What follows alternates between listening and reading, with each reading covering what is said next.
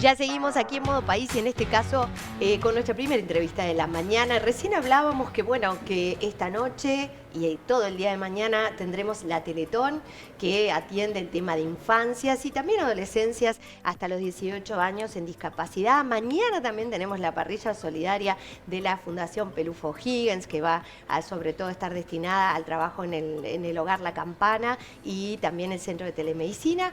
Y ¿de qué estamos hablando? De infancias, de adolescencias, en este caso de situaciones que tienen que ver con alguna o patología o condición o demás, pero es importante para nuestro país. Hablamos de la pobreza infantil y de tantos temas que hacen a la relevancia de esta etapa de la vida que condiciona el futuro también de nuestro país. Se va a desarrollar el primer Congreso Nacional de Infancias y Adolescencias. Y tenemos con nosotros para hablar del tema a Carmen Rodríguez, doctora en Educación y licenciada en Psicología, y Pilar Arcidiácono, que es doctora en Ciencias Sociales y licenciada en Ciencias Políticas por la Universidad de Buenos Aires en Argentina. Bienvenidas las dos. Muchísimas gracias. Bienvenidas. Bueno, hice una intro un poquito larga, pero un poco porque, bueno, estamos en un fin de semana donde estas cosas que tienen que ver con infancias y adolescencias, de alguna forma van a estar 24 horas ahí, en los medios de comunicación, en la calle y demás, y hay mucho para hablar que tiene que ver con este tema. Primero que nada, Carmen, te pido a ti que nos cuentes de qué se trata este primer congreso. Qué impresionante, ¿no? Que sea el primero cuando se viene hablando de estos temas hace tanto tiempo, pero contanos cuál es el contenido, por qué se hace ahora, con qué objetivo. Sí, la verdad que es impresionante que sea el primero. Este congreso se organiza a través de la Plataforma de Infancia y Adolescencia, que es una asociación de organizaciones sociales sobre todo, pero que establecieron alianzas muy claras con la academia, con el Estado, para crear una plataforma precisamente que durante todo el año estuvo llevando los principales temas que afectan a los niños, a las niñas y a los adolescentes en distintas jornadas. Y hoy, ayer empezó un congreso que en efecto es muy llamativo, que es el primero, pero en efecto nunca habíamos tenido un congreso nacional de esta dimensión. Es impresionante. 2000 y pico de personas están participando del congreso. Ayer en las actividades inaugurales se desbordó el local, es decir, hay una adherencia, una adhesión a esta iniciativa muy llamativa. Que quizás la tengamos que explicar por muchas razones, por la fuerza de un colectivo que empezó a organizarse, pero además porque, bueno, estamos en un año electoral, el tema de la infancia ocupa la agenda política y creo que eso nos pone a todos los que trabajamos en temas de infancia desde hace muchísimo tiempo muy en actitud de Nos da esperanza, trabajar. a pesar de que los datos nos interpelan y nos angustian, pero da esperanza que al fin y al cabo esté arriba de la mesa, ¿no? Sí, en efecto sí. Además, de verdad que Uruguay tiene ahí un asunto, ya sabemos, ¿no? Es un país que tiene pocos niños, que tiende a tener menos niños encima porque tenemos un asunto con la natalidad, que la pobreza tiene rostros de niños, que hace 50 años Terra lo dijo y nosotros nos hemos tomado todas estas décadas para no terminar de reaccionar lo suficiente como para revertir esto, ¿no? Una sociedad que trata a los niños, son los niños más descuidados por la sociedad. Yo repasaba hoy temprano por la mañana un artículo periodístico que hablaba de un congreso, un primer congreso que llevaron adelante en la jornada de ayer, donde las principales preocupaciones pasaban por, bueno, la pobreza infantil ni que hablar, también la violencia y por otra parte la deserción estudiantil, ¿no? Ahora, pensando más que en esas preocupaciones, pensando en soluciones, ¿qué políticas se pueden implementar para hablar justamente del bienestar de esos chicos y para protegerlos al mismo tiempo y evitar en la mayor medida de lo posible que esos problemas se profundicen?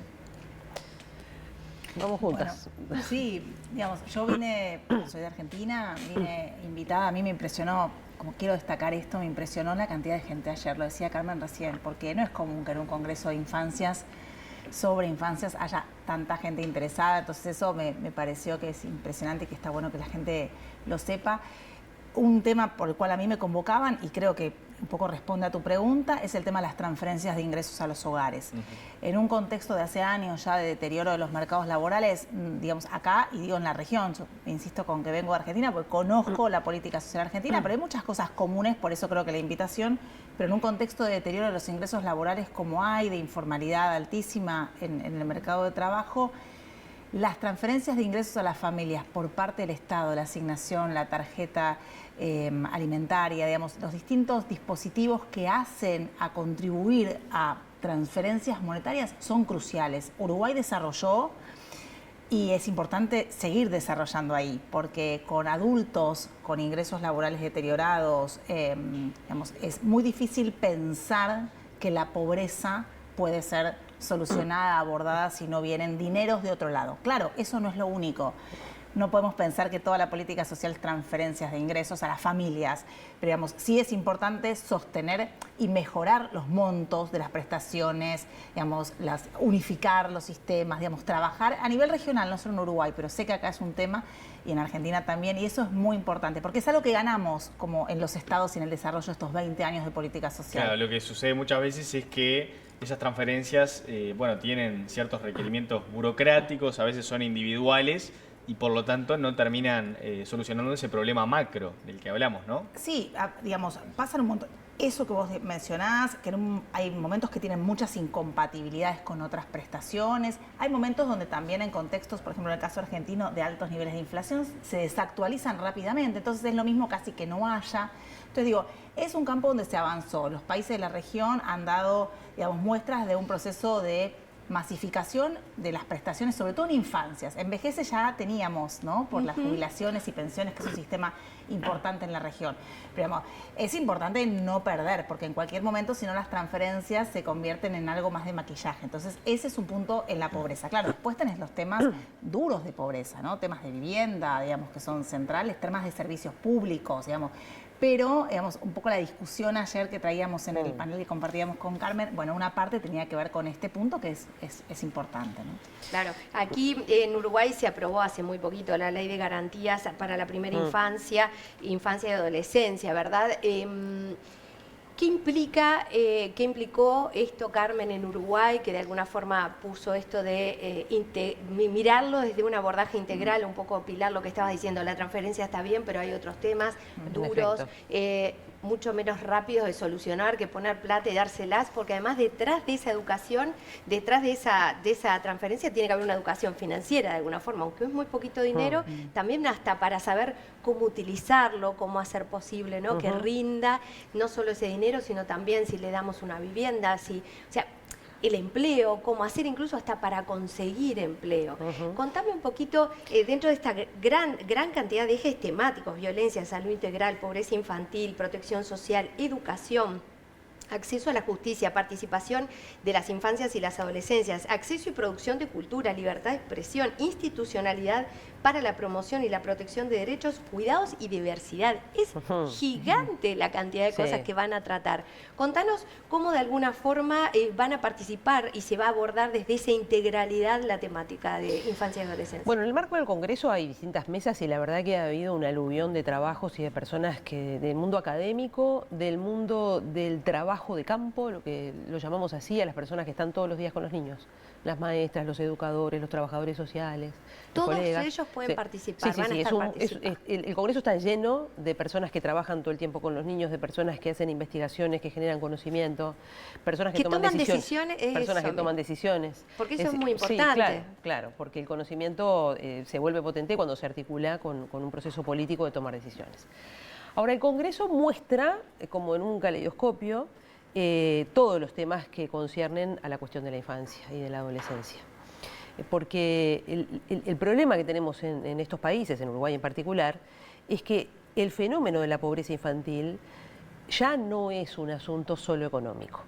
Es decir, si bien la pobreza sí que es una cuestión de tener o no tener ciertos ingresos, pero el fenómeno al que estamos aludiendo no se puede nombrar cabalmente si hablamos solo de pobreza.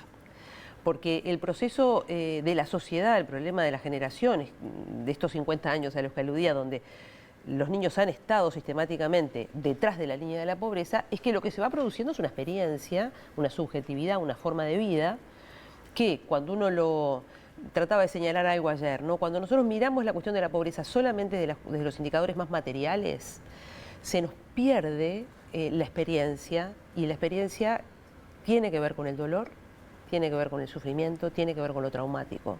Los niños que viven detrás de la línea de la pobreza están transitando su experiencia infantil en el marco de violencias muy profundas, las que se derivan de lo material, pero también los tiros, pero también los crímenes, pero también el desborde de las personas que están a su cuidado y que viven el mismo estrés que viven ellos y que viviríamos cualquiera de nosotros si tuviéramos que todos los días resolver qué se come o cómo resolvemos las cuestiones más elementales de la existencia. Y es muy difícil, si te han dicho toda tu infancia que estás por debajo de la línea de la pobreza, lograr salir, porque hasta hay un tema de anclaje mental, ¿verdad? Sí, pero en todo caso hay un anclaje mental para los que están detrás de la línea de la pobreza y para los que estamos nosotros también. Claro. Nosotros también tenemos un anclaje mental en términos de entender que los que están detrás de la línea de la pobreza están totalmente relacionado con el hecho de que nosotros los hemos dejado ahí. Es decir, la creación de la pobreza infantil no es una cuestión de individuos que no quieren trabajar o que se han distraído o que se equivocaron cuando les tocó elegir dónde nacer.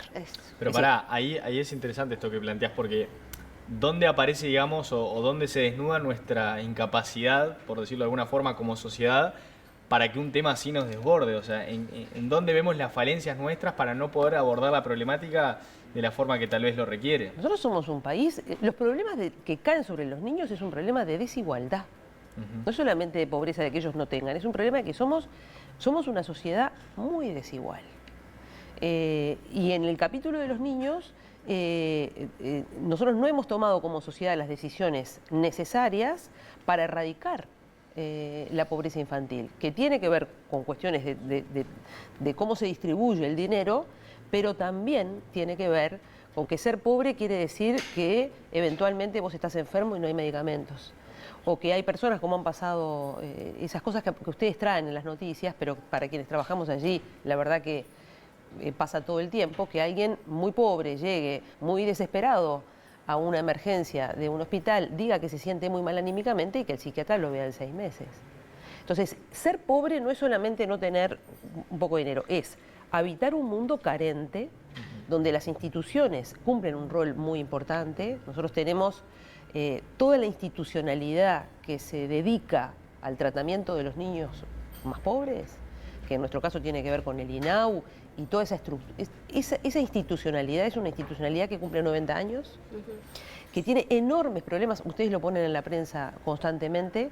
Entonces, Uruguay tiene un desafío muy importante en ayornar, en transformar, en traer al siglo XXI a las instituciones que se ocupan de los niños, que no son los mismos niños de hace un siglo, y que el fenómeno de la infancia no es el mismo. Nosotros tenemos una infancia muy distinta, donde la problemática infantil requiere que nosotros traigamos a nuestras instituciones y también al sistema educativo. ¿No hay También distancia institucional muchas veces? Creo que Pilar quería agregar algo sobre esto, pero te pregunto ya de paso si muchas veces no tenemos una distancia institucional entre lo que le pasa al niño en la casa y lo que finalmente aborda en el centro educativo. No, sí, en general, digamos, me asentía cuando hablaba Carmen. Tenemos instituciones de bienestar, hemos sido países que construyeron grandes instituciones de bienestar durante el siglo pasado, pero ahora tenés otra familia, otro mercado de trabajo, y entonces ese desacople es lo que estamos tratando de ajustar en la política social. Ya no tenés la figura del trabajador asalariado formal o la trabajadora asalariada formal, digamos, todas esas trayectorias de la persona que empieza a trabajar y se jubila en el mismo lugar de trabajo. Eso está detonado. Entonces, el problema es a veces de que seguimos insistiendo, no es que no se hace, a veces los estados siguen insistiendo con las mismas políticas, pero digamos, la canción es otra. Lo mismo con las familias, los arreglos familiares son totalmente distintos. Digamos, la familia nuclear que conocíamos ya está transformada. Sí, ayer hablábamos de indicadores que acaban de salir aquí, ¿no? Y entre otros es cómo creció la familia monoparental, ¿no? Entonces hay otras, las familias buscan otras formas. Vos recién mencionabas algo que para mí es central, que tiene que ver con, digamos, el tema de la educación financiera. El endeudamiento de las familias, digamos, yo entiendo que acá también está ya esto dando vuelta en Argentina, es el tema, familias endeudadas. Familias pobres endeudadas con circuitos ilegales, endeudadas con propios familiares, en Uruguay este es un gran tema. Ese es un gran tema. Y las políticas sociales han hecho un montón en términos de dar dinero, y eso para mí, insisto, es fenomenal por el impacto, sobre todo el impacto en términos de atemperar el sufrimiento social. Ahora, este tema es un tema a abordar. O sea que para que se entienda, vos decís que en algunos casos las transferencias pueden ir de la mano de ese posterior endeudamiento. Digo, las transferencias, digamos, ¿no? En general las familias están endeudadas porque no hay forma de llegar. Entonces las transferencias atemperaron, digamos, ese sufrimiento social, sirvieron para consumir, porque el consumo en sociedad de mercado te garantiza de última tener algún nivel mínimo de bienestar. Pero las familias igual, como no son suficientes, tienen que salir a buscar dinero de otros lados, dinero del ingreso laboral, Claro, caen en el endeudarse y préstamo gota a gota. Acá hemos Absolutamente. hablado pila de esto, ¿no? El préstamo gota a gota, el refinanciar y cuando quieren saber Exacto. es impagable. Bueno, lo acabamos de ver con toda lo que se viene conversando sobre la cantidad de deudores que tenemos en nuestro país y cuántos, la cantidad que teníamos en el nivel más alto, digamos, de incobrables que se les llama.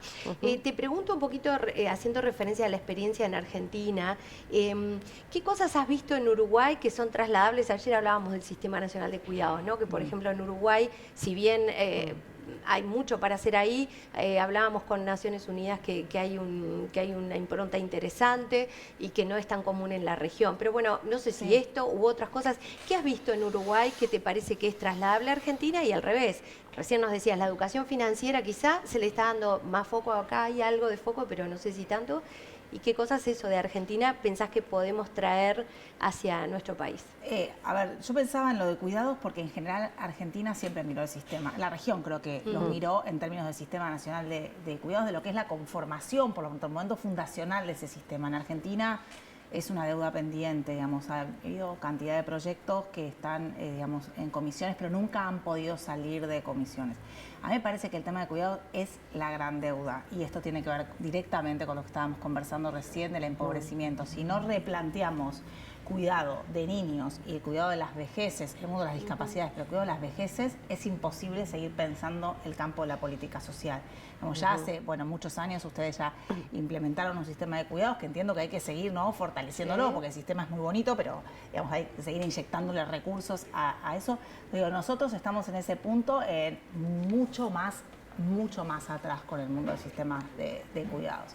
Me parece que pensar, digamos, la sobrecarga de las mujeres, ¿no? Pues si no, son mujeres sobrecargadas de por sí y sobrecargadas también por la política social que suele exigir cosas, ¿no? Exigir cosas en términos de rol de las buenas madres, digamos, que tienen que estar todo el tiempo disponibles para un montón de cuestiones. Entonces, no hay posibilidad de pensar más ingreso al mercado de trabajo por parte de las mujeres si no liberan, digamos, también tiempo de cuidado.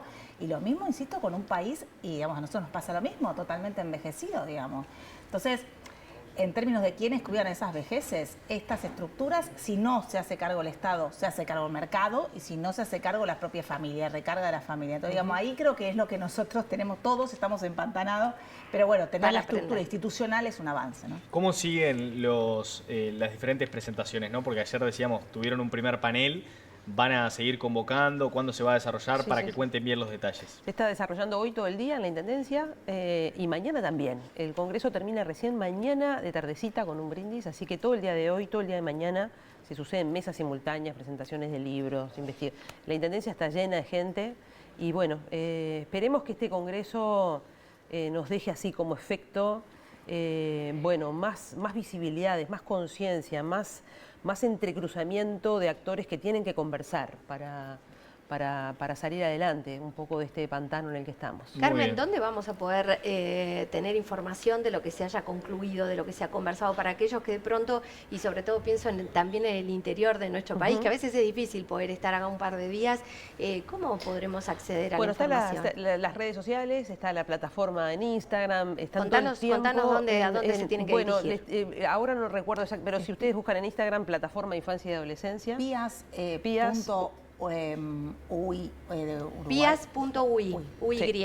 Ahí están todo el tiempo transmitiendo, casi, no digo en simultáneo, pero cada ratito publican algo. Perfecto. Así que ahí pueden encontrar los links y las referencias si ustedes quieren, la gente quiere seguir un poco con algún estudio, con algún material que le interese. Y Pilar se queda entonces hasta la jornada, hasta que se complete todas las presentaciones. Casi, hasta un poquito antes me tengo que volver a Buenos Aires. Bueno, muy bien. Bueno, nada, que sea muy productivo todo este tiempo aquí en este congreso. Y Carmen, te esperamos en cualquier momento porque realmente queremos después tener información. Vamos a querer saber qué se definió, qué cosas han surgido de ahí, porque lo importante es que esto no quede solamente en diagnóstico. Por favor. Ojalá. Muchas gracias. A ustedes. Muchas gracias a ustedes. Totalmente. Muchas gracias a las dos.